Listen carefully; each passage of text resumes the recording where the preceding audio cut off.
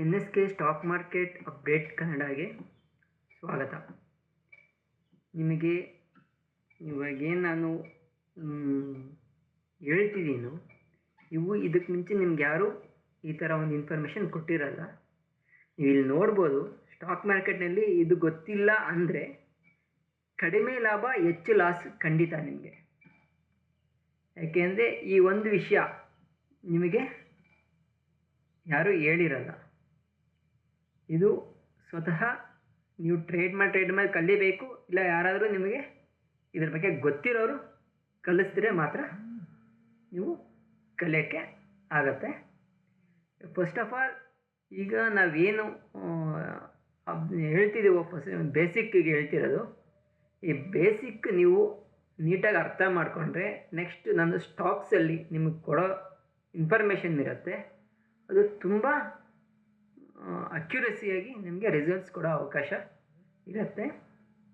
ಈಗ ನೋಡಿ, ಈಗ ನಿಮಗೆ ಏನು ನಾನು ಈಗ ಹೇಳಕ್ಕೆ ಬರ್ತಿದ್ದೀನಿ ಅಂದರೆ, ಈಗ ನಿಮ್ಗೆ ಅದು ಮೇಲಕ್ಕೆ ಹೋದರೆ ಸ್ಟಾಕ್ ಮಾರ್ಕೆಟ್ನಲ್ಲಿ ಬಲ ಎಷ್ಟಿವೆ, ಬಲಗಳು ಸ್ಟಾಕ್ ಮಾರ್ಕೆಟಲ್ಲಿ ಬಲಗಳು ಎಷ್ಟಿವೆ ಓಕೆನಾ. ನಮ್ಗೆ ಅದರಲ್ಲಿ ಫಸ್ಟ್ ಬರೋದು ಮದಗಜ ಬಲ. ಮದಗಜ ಬಲ ಅಂದರೆ ನೀವು ಕೆಲವು ಸತಿ ನೋಡಿರ್ತೀರ, ನಿಫ್ಟಿನ 2% 3% ಡಿಪ್ ಆಗುತ್ತೆ, ಇಲ್ಲ 2% 3% ಅಪ್ ಒಂದೇ ಸತಿ ರೈಸ್ ಆಗುತ್ತೆ, ನೋಡಿರ್ತೀರಲ್ವಾ. ಅದು ಯಾರ ಕೈಯಲ್ಲಿ ಇದೆ ಅಂದರೆ ಮದಗಜ ಕೈಯಲ್ಲಿದೆ. ಮದಗಜ ಅಂದರೆ ಹೈ ನೆಟ್ವರ್ಕ್ ಇನ್ವೆಸ್ಟರ್ಸ್ ಏನಿರ್ತಾರೆ ಅವ್ರನ್ನ ಮದಗಜ ಬಲ ಅಂತೀವಿ. ಅಂದರೆ ಒಂದು ನಿಫ್ಟಿನ ಕಂಟ್ರೋಲ್ ಮಾಡೋ ಕೆಪಾಸಿಟಿ. ಈಗ ಅವರು ಮಾರ್ಕೆಟನ್ನು ಅಪ್ ಸೈಡ್ ಮೂವ್ ಮಾಡಬೇಕಾದ್ರೂ ಡೌನ್ ಸೈಡ್ ಮೂವ್ ಮಾಡಬೇಕಾದ್ರೂ ಅವ್ರಿಗೊಂದು ಪವರ್ ಇರುತ್ತೆ. ನಿಫ್ಟಿನೇ ಕಲಿಸೋ ಪವರ್ ಇರೋರೇ ಮದಗಜ ಬಲ. ಗಜಬಲ ಸಾಧಾರಣವಾಗಿ ನೋಡ್ತೀವಿ, ಮದಗಜ ಬಲ ಒಂದೊಂದು ಸತಿ ನೋಡ್ತೀವಿ, ಯಾವಾಗ ಎವ್ರಿ ಟೈಮ್ ಮದಗಜ ಪವರ್ ತೋರಿಸಲ್ಲ. ಒಂದೊಂದು ಸತಿ ಹೆವಿ ನ್ಯೂಸ್ ಬೇಸ್ ಬರುತ್ತಲ್ವ, ನ್ಯೂಸ್ ಬೇಸ್ ಗುಡ್ ನ್ಯೂಸ್ ಆಗಿರ್ಬೋದು, ಇಲ್ಲ ಬ್ಯಾಡ್ ನ್ಯೂಸ್ ಆಗಿರ್ಬೋದು. ನ್ಯೂಸ್ ಬೇಸಲ್ಲಿ ಬರುವಾಗ ಮದಗಜ ಒಂದು ಪವರ್ ತೋರಿಸುತ್ತೆ.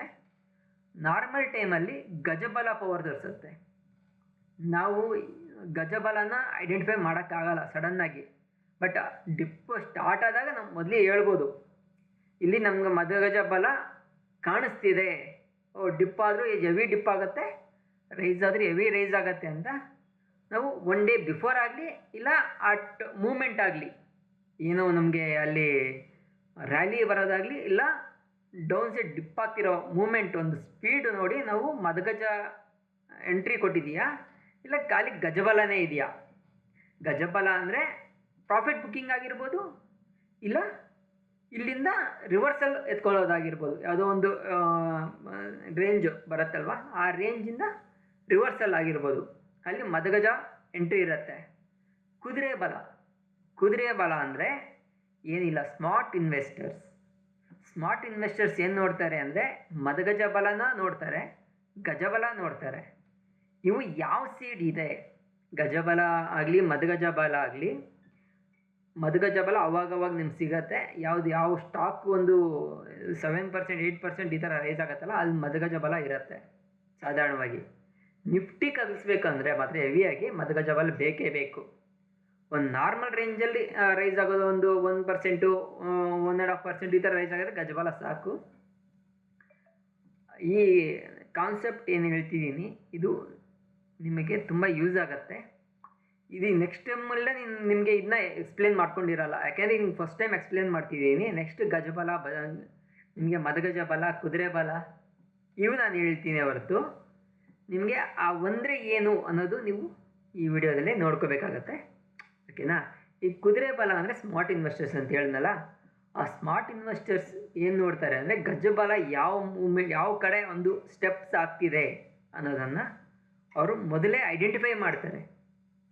ಮೊದಲೇ ಐಡೆಂಟಿಫೈ ಮಾಡಿ ಗಜಬಲ ಎಲ್ಲಿ ಸ್ಟ್ರೆಂತಿಯಾಗಿದೆ, ಸೊ ಅಲ್ಲಿ ಕಂಪಲ್ಸರಿ ಆ ಸ್ಟಾಕೇ ಆಗಲಿ ಇಲ್ಲ ನಿಫ್ಟಿನೇ ಆಗಲಿ ಆ ಪ್ಲೇಸಿಗೆ ಬಂತು ಅಂದರೆ ಅದ್ರ ಪವರ್ ತೋರಿಸುತ್ತೆ ಅನ್ನೋ ಒಂದು ಐಡೆಂಟಿಫೈ ಮಾಡೋದನ್ನು ಸ್ಮಾರ್ಟ್ ಇನ್ವೆಸ್ಟರ್ ಕುದುರೆ ಬಲ. ಅವರು ಕುದುರೆ ಬಲ ಒಂದು ವೇಳೆ ಅವರು ಒಂದೊಂದು ಸತಿ ಎಡವಟ್ಟು ಆಗತ್ತೆ, ಎಡವಟ್ಟು ಆಗೋದೇ ಇಲ್ಲ ಅಂತಲ್ಲ. ಅವ್ರು ಮಾಡೋ ಟ್ರೇಡ್ಸಲ್ಲಿ 70% ಪ್ರಾಫಿಟಲ್ಲಿದ್ದರೆ 30% ಮಾತ್ರನೇ, ಅದು ಮೆಜಾರಿಟಿಯಲ್ಲಿ ಸ್ಮಾಲ್ ಲಾಸಲ್ಲಿ ಎಕ್ಸಿಟ್ ಆಗ್ತಾರೆ. ನಿಮ್ಗೆ ಅರ್ಥ ಆಗ್ತಿದೆಯಾ? ಅವ್ರು ಎಕ್ಸಿಟ್ ಆಗೋದು ಸ್ಮಾಲ್ ಲಾಸ್ ಹೊರತು ಹೆವಿ ಲಾಸಲ್ಲಿ ಯಾವತ್ತೂ ಎಕ್ಸಿಟ್ ಆಗಲ್ಲ. ಅವರು ಹೆವಿ ಪ್ರಾಫಿಟ್ ಎತ್ಕೊತಾರೆ.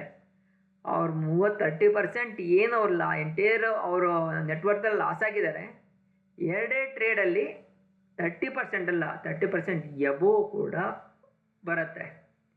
ಇನ್ನು ಗಜಬಲ ಹೇಳೋಂಗಿಲ್ಲ. ಅವರು ನಮಗೆ ಏನಂತಾರೆ, ಈ ಮುಖೇಶ್ ಅಂಬಾನಿ ಇರೋ ಥರ ಗಜಬಲ. ಅವ್ರಿಗೆ ಏನಾದರೂ ಮಾಡ್ಬೋದು. ಅವ್ರು ಏನು ಮಾಡೋಕ್ಕಾದ್ರೂ ಅವ್ರಿಗೆ ಪವರ್ ಇರುತ್ತೆ. ಒನ್ಸ್ ಮದಗಜಬಲ ಎಂಟ್ರಿ ಆಗೋಕ್ಕೆ ಮುಂಚೆ ಅವರು ಗಮನಿಸ್ತಾರೆ, ಮದಗಜಬಲ ಬರ್ತಿದೆ ಅಂದರೆ ಅವ್ರು ಎಕ್ಸಿಟ್ ಆಗ್ತಾರೆ. ಅವ್ರು ಎಕ್ಸಿಟ್ ಆಗಿದ ಮರುಕ್ಷಣನೇ ಕುದುರೆ ಬಲ ಎಕ್ಸಿಟ್ ಆಗುತ್ತೆ. ಅಲ್ಲಿ ಸಿಕ್ಕಾಕೊಳ್ಳೋದು ಯಾರು? ಅಮಾಯಕರದ ನಾವು. ಅಮಾಯಕರು ನಾವು. ಯಾಕೆಂದರೆ ನಮಗೆ ಅಲ್ಲಿ ಏನಾಗ್ತಿದೆ ಗೊತ್ತಾಗಲ್ಲ. ಇನ್ನು ಬೆಳೆಯತ್ತೇನೋ, ಇನ್ನು ಬೀಳತ್ತೇನೋ, ಇಲ್ಲಿಂದ ರಿಕವರಿ ಆಗುತ್ತೇನೋ ಅನ್ನೋ ಒಂದು ಆಸೆ ಇರುತ್ತೆ. ಒಂದು ರೇಂಜ್ಗೆ ನಮ್ಮ ಕಂಟ್ರೋಲ್ ತಪ್ಪೋಗೋ ರೇಂಜಿಗೆ ಬಂದಾಗ ನಾವು ಎಕ್ಸಿಟ್ ಆಗ್ತೀವಿ, ಅಲ್ಲಿಂದ ರ್ಯಾಲಿ ಬರುತ್ತೆ. ಈ ಒಂದು ಜಾಸ್ತಿ ಜನ ಇದನ್ನು ಗಮನಿಸಿರ್ತಾರೆ, ಜಾಸ್ತಿ ಜನ ಲಾಸು ಆಗಿರ್ತಾರೆ. ಈ ಒಂದು ನಾನೇನು ಹೇಳ್ತಿದ್ದೀನಿ ನಿಮಗೆ, ಸ್ಟಾಕ್ ಮಾರ್ಕೆಟಲ್ಲಿ ನೀವು ಎಕ್ಸಿಟ್ ಆದಮೇಲೆ ರ್ಯಾಲಿ ಬರೋದಾಗಲಿ, ಇಲ್ಲ ನೀವು ಎಂಟ್ರಿ ಆದಲ್ಲಿ ಲಾಸ್ ಆಗೋದಾಗಲಿ ತುಂಬಾ ನೋಡಿರ್ತೀರ, ಹೌದಾ? ಈಗ ನಾನು ಹೇಳ್ತಿರೋ ಈ ಟೆಕ್ನಿಕ್ಸನ್ನು ನೀವು ಕ್ಲಿಯರಾಗಿ ನೋಡಿಕೊಂಡು ನಿಮ್ಮೊಂದು ಕಾನ್ಫಿಡೆನ್ಸು ಇದರಲ್ಲಿ ನಾನು ಇನ್ನೊಂದು ಹೇಳ್ತೀನಿ ನೋಡಿ. ಇದರಲ್ಲಿ ನಾನು ನಿಮಗೆ ಎಲ್ಲಿ ಗಜಬಲ ಇದೆ ತೋರಿಸ್ತೀನಿ. ಒಂದು ವೇಳೆ ಗಜಬಲನ ಬೀಟ್ ಮಾಡೋ ಮದಗಜ ಎಂಟ್ರಿ ಆದರೆ ಯಾವ ಲೆವೆಲಲ್ಲಿ ನಾವು ಎಕ್ಸಿಟ್ ಆಗಬೇಕಂತ ತೋರಿಸ್ತೀನಿ. ಬಟ್ ಎಂಟ್ರಿ ಮಾತ್ರ ಎಕ್ಸಾಕ್ಟಾಗಿ ಇಂಥಾದರೆ ಎಂಟ್ರಿ ಆಗಿ, ಇಂಥ ಏರಿಯಾ ಹೇಳ್ಬೋದು ಅಷ್ಟೇ ಹೊರತು ಇಷ್ಟೇ ಪ್ರೈಸ್ಗೆ ಎಂಟ್ರಿ ಆಗಿ ಅಂತ ಹೇಳೋಕ್ಕಾಗಲ್ಲ. ಸೊ ಅದು ಅಲ್ಲದೆ ನಾವು ಆ ಥರ ಹೇಳೋದು ತಪ್ಪು. ಸ್ಟಾಕ್ ಮಾರ್ಕೆಟ್ ಇದು ಸೆಬಿ ರೂಲ್ಸ್ ಏನಿದೆ, ಸೆಬಿ ರೂಲ್ಸಲ್ಲಿ ಸ್ಟಾಕ್ ಮಾರ್ಕೆಟಲ್ಲಿ ಯಾರು ಈಗ ದುಡ್ಡು ಇಸ್ಕೊಂಡು ನಿಮಗೆ ಎಂಟ್ರಿ ಲೆವೆಲ್ಸ್ ಎಕ್ಸಿಟ್ ಲೆವೆಲ್ಸ್ ಹೇಳೋದಾಗಲಿ, ದುಡ್ಡು ಇಸ್ಕೊಂಡಿರ ಯೂಟ್ಯೂಬಲ್ಲಿ ಹೇಳೋದಾಗಲಿ, ಇನ್ನೊಂದು ಕಡೆ ಹೇಳೋದಾಗಲಿ ಯಾವುದೇ ಕಾರಣಕ್ಕೂ ಹೇಳಬಾರ್ದು. ಸೊ ಅದರಿಂದ ನಾನು ಬಲಗಳು ಹೇಳ್ತೀನಿ. ಅಲ್ಲಿಂದ ಒಂದು ವೇಳೆ ಮದಗಜ ಬಲ ಎಲ್ಲಾದರೂ ಎಂಟ್ರಿ ಆದರೆ ಅಲ್ಲಿ ನಾವು ಯಾವ ಥರ ರಿಯಾಕ್ಟ್ ಆಗಬೇಕು. ನಾವು ಅಮಾಯಕರಿಂದ ಕುದುರೆ ಬಲ ಆದರೂ ಬರಬೇಕು, ಆನೆ ಬಲ ಬರೋಕ್ಕಾಗಲ್ಲ. ಆನೆ ಬಲ ಬರಬೇಕು ಅಂದರೆ ಹೈ ನೆಟ್ವರ್ತ್ ಇನ್ವೆಸ್ಟರ್ಸ್ ಆಗಿರಬೇಕು. ಈಗ FIS ಆಗಿರ್ಬೋದು, DIS ಆಗಿರ್ಬೋದು, ಅವರು ಹೈ ನೆಟ್ವರ್ತ್ ಇನ್ವೆಸ್ಟರ್ಸ್. ಅವ್ರಿಗೆ ಬಲ್ಕಾಗಿ ಸ್ಟಾಕ್ಸ್ ಬೇಕಾಗತ್ತೆ. ಅಲ್ಲಿ ಬಲಿ ಯಾರಾಗೋದು ಅಂದರೆ ನಾವು 4th ಪ್ಲೇಸ್ ಇಲ್ಲರ ನಾವು ಬಲಿ ಆಗ್ತೀವಿ. ಅವ್ರಿಗೆ 100 ಶೇರ್ ಬೇಕು ಅಂದರೆ 50 ಶೇರ್ ಮಾರ್ತಾರೆ. ಯಾಕಂದರೆ ಅವ್ರ ಟಾರ್ಗೆಟ್ 100 ಶೇರು. ಸೊ 50 ಶೇರ್ ಮಾರಿದ್ರೆ ನಾವು ಭಯಪಟ್ಟು ಏನು ಮಾಡ್ತೀವಿ, 100 ಜನ ಆಗಲಿ 150 ಜನ ಆಗಲಿ ಮಾರಕ್ಕೆ ಸ್ಟಾರ್ಟ್ ಮಾಡಾಕ್ತೀವಿ. ಅವನಿಗೆ 100 ಶೇರ್ ಬೇಕು ಅಂದರೆ ಈಸಿಯಾಗಿ 50 ಶೇರ್ ಮಾರಿ 150 ಶೇರ್ ಬೈ ಮಾಡಾಕ್ತೀನಿ. ಅವ್ನ ಟಾರ್ಗೆಟ್ 100, ಆದರೆ 150 ಶೇರ್ಸು ಅವನಿಗೆ ರಿಟರ್ನ್ ಮಾಡ್ತಾರೆ. ಅವನೇನು ಸೇಲ್ ಮಾಡಿದ ಶೇರ್ಸು ಅದು ಬರುತ್ತೆ, ಪ್ಲಸ್ ಎಕ್ಸ್ಟ್ರಾ 100 ಶೇರ್ಸು ಬರುತ್ತೆ. ಈ ಲಾಜಿಕ್ಕನ್ನು ಗಜಬಲ ಯೂಸ್ ಮಾಡುತ್ತೆ. ಓಕೆನಾ? ಕುದುರೆ ಬಲ ಇದನ್ನು ಅಬ್ಸರ್ವ್ ಮಾಡಿ ಅಲ್ಲಿ ಎಂಟ್ರಿ ಆಗತ್ತೆ. ಕುದುರೆ ಬಲ ಅಂದರೆ ಸ್ಮಾರ್ಟ್ ಇನ್ವೆಸ್ಟರ್ಸ್. ಓಕೆನಾ? ಸ್ಮಾರ್ಟ್ ಇನ್ವೆಸ್ಟರ್ಸು ಅಲ್ಲಿ ಎಂಟ್ರಿ ಆಗ್ತಾರೆ.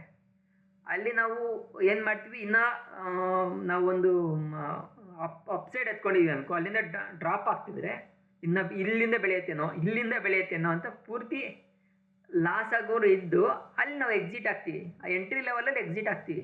ಎಂಟ್ರಿ ಲೆವೆಲಲ್ಲಿ ಎಕ್ಸಿಟ್ ಆದಾಗ ಅಲ್ಲಿಂದ ರ್ಯಾಲಿ ಬರುತ್ತೆ, ಹೌದಾ? ಸೊ ಈ ಒಂದು ಕಾನ್ಸೆಪ್ಟನ್ನು ನೀವು ಗಮನದಲ್ಲಿ ಇಟ್ಕೊಳ್ಳಿ.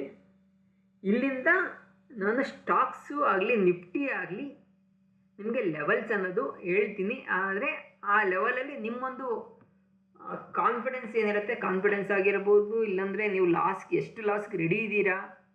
ಆ ಲಾಸ್ ಅನ್ನೋದು ಸಾಧಾರಣವಾಗಿ ಆಗುತ್ತೆ, ಆದರೆ ಹೆವಿ ಲಾಸ್ ಆಗ್ದಿರಾ ಹೆವಿ ಪ್ರಾಫಿಟ್ ಬರೋ ಥರ ನೋಡ್ಕೋಬೇಕು. ಓಕೆನಾ? ಸ್ಟಾಕ್ ಮಾರ್ಕೆಟಲ್ಲಿ ಯಾವತ್ತೂ ಅಷ್ಟೇ ಎಂಥ ಇನ್ವೆಸ್ಟರ್ಸ್ ಆಗಲಿ, ಈ ಗಜಬಲ ಅಂತೀವಿ, ನಮಗೆ ಮದಗಜ ಬಲ ಅಂತೀವಿ, ಹೌದಾ? ಈ ಗಜಬಲ ಆಗಿರ್ಬೋದು, ಮದಗಜ ಇವರು ಲಾಸ್ ಆಗ್ತಾರೆ. ಇವರು ನಮಗೇನೋ ಇವ್ರು ಲಾಸೇ ಆಗಲ್ಲ ಅಂತಲ್ಲ, ಇವರು ಲಾಸ್ ಆಗ್ತಾರೆ. ಆದರೆ ಅವರು ಸಂಪಾದನೆಗಿನ್ನ ವೆರಿ ವೆರಿ ಲೋ ಲಾಸ್ ಆಗ್ತಾರೆ. ಅವ್ರ ಸಂಪಾದನೆ, ಅವ್ರೇನು ಸ್ಟಾಕ್ ಮಾರ್ಕೆಟ್ ಸಂಪಾದಿಸ್ತಾರೆ ಅದಕ್ಕಿಂತ ತುಂಬ ಕಡಿಮೆ ಲಾಸ್ ಆಗ್ತಾರೆ. ಕುದುರೆ ಬಲನೂ ಅಷ್ಟೇ, ಅವ್ರು ಎಂಥ ಸ್ಮಾರ್ಟ್ ಇನ್ವೆಸ್ಟರ್ ಆಗಿರಲಿ, ಅವ್ರು ಸ್ವಲ್ಪ ಲಾಸ್ ಆಗನೇ ಆಗ್ತಾರೆ. ಸ್ಟಾಕ್ ಮಾರ್ಕೆಟ್ ಅಂದ್ರೇ ಅವ್ರಿಗೆ ಲಾಸೂ ಇರುತ್ತೆ, ಲಾಭವೂ ಇರುತ್ತೆ. ಆದರೆ ಹೆವಿ ಲಾಸ್ ಆಗೋರು ಯಾರು ಅಂದರೆ ನಾವು ಲಾಸ್ಟಲ್ಲಿ ಏನಿದ್ದೀವಿ, ಸ್ಮಾಲ್ ಇನ್ವೆಸ್ಟರ್ಸು, ನಾವು ಲಾಸ್ ಆಗ್ತೀವಿ. ಓಕೆನಾ? ಸೊ ನಿಮಗೆ ಈ ಕಾನ್ಸೆಪ್ಟ್ ಅರ್ಥ ಆಯ್ತಲ್ವಾ? ಈ ಕಾನ್ಸೆಪ್ಟ್ ಅರ್ಥ ಆಗಿದ್ದರೆ ನೆಕ್ಸ್ಟಿಂದ ನಾನು ನಿಮಗೆ ಸ್ಟಾಕ್ಸು, ನಿಫ್ಟಿ, ಅದರ ಒಂದು ಅನಾಲಿಸಿಸನ್ನು ನಿಮಗೆ ಹೇಳ್ತೀನಿ. ಇಲ್ಲಿ ಸ್ಟಾಪ್ ಮಾಡ್ಬೋದಾ? ನಿಮಗೇನಾದರೂ ಡೌಟ್ಸ್ ಇತ್ತು ಅಂದರೆ ನೀವು ಕಾಮೆಂಟ್ ಸೆಕ್ಷನಲ್ಲಿ ಕಾಮೆಂಟ್ ಮಾಡಿ, ಅದರ ಪ್ರಕಾರ ನಾನು ಸ್ಟೆಪ್ಸ್ ಅನ್ನೋದು ಹಾಕ್ಕೊತೀನಿ. ಓಕೆನಾ? ನಿಮಗೆ ಎಕ್ಸ್ಪ್ಲೇನ್ ಮಾಡೋಕ್ಕೆ ನೋಡ್ತೀನಿ.